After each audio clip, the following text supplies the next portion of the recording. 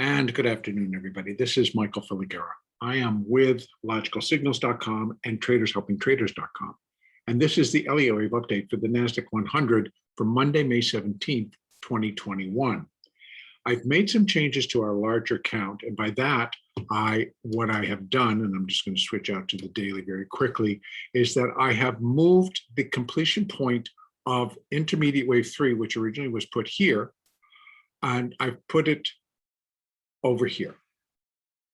And I had suggested, we had been talking that that's what could take place, and that is what is going to end up taking place. So basically, I shifted over the 3 from there to there, the 4 remains in the same place, and the 5 is over here in the same place, but just the degree changed.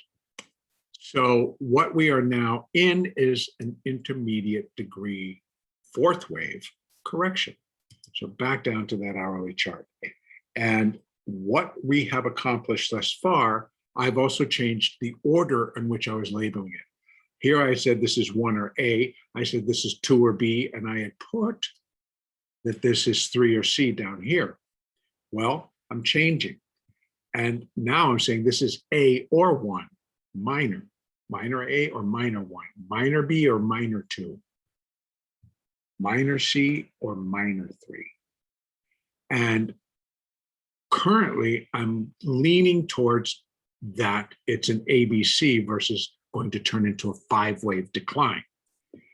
And if that is the case, then if it's an ABC for wave A, then it is likely going to produce a B wave. So switching from an alternate to the preferred then leaves that 5-wave structure as now our alternate, because that's the next best count that we can provide right here. So if this indeed is wave C and we have an A, then this could be A, B, C, and that could be wave B. Or it can be A, B, C of A of B. This could be B of B, and we're in C of B, this being A, this being a B. That's what it'd be labeled. The larger would be a B. And then expectation would be for a C wave decline. C waves are always 5-wave structures. So it will turn into something that looks like that. And we can run, when we run our Fibonacci retracement levels for that larger 4th wave decline, we can really hone in on these levels as to being the more likely zone.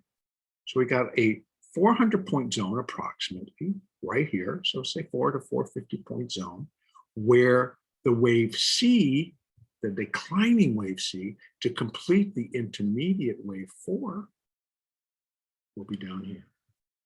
And there would be potential for it to come into this zone. Now, if we were to change around our Fibonacci numbers, but right now I'm going with it. This is A, this is B, this is C of wave A, this completed wave B of B, and now I'm in a wave C of B, and that C wave is going to be 5-wave advance. So what is the most common then relationships between wave C and wave A? Well, the first is that they are equal in length, and that comes in right here, 13,716.25. And that fits. That fits very cleanly. It's a nice B wave bounce. Next up would be the 1.236, 1.382, with the topper up here at 1.618, and that takes us right below those highs. So off the bat, not expecting it. Is it capable? Yes, very much so. They can go all the way up here, and we can then put it into that it's an irregular B wave, and that says that it went on, created a new high, or put in a new low below the A wave, or above the A wave in this case. So that is, it can happen. It happened in the Dow in 2009. And it went to a new high and the other markets didn't. Anyway, this one could, and then still come down in a C wave. But right now, I'm not looking for that. I'm looking for this to be first up. I think that one thing it can do, it can go 0.618. That wave C would be equal to 1.618 of wave A at 13,510. So those are our zones, 13,510, all of this all the way up, to be honest with you. And you can go 382, which is 13,922. So any of these can complete the C wave, and then we get an additional 5-wave decline down before we will say that this larger intermediate fourth wave is complete. And that's where I'm going to leave it. We have upside, we have downside. If the market turns and starts to head lower, then we also can go with that this is ABC and that's the B wave. Now, if that's the case, I am just going to remove that extension and say yes.